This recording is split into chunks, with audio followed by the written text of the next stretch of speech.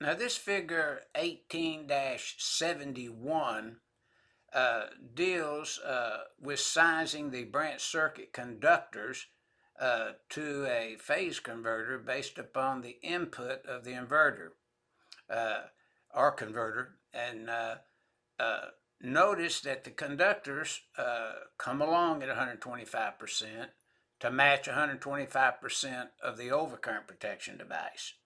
Now, in the illustration, you see we have a single phase power source feeding through the branch circuits and to the disconnecting means down to the phase converter, then through the converter to the controller to the equipment.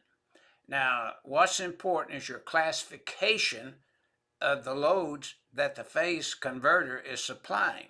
But notice we're taking three phase from the converter, and we're supplying that converter with single phase. But it's not, the loads are not classified as a specific load in accordance with 455.6A1 and 455.7A, as you see in the illustration. Now, in the next illustration, we're going to take the information that we've just went over and do the calculations.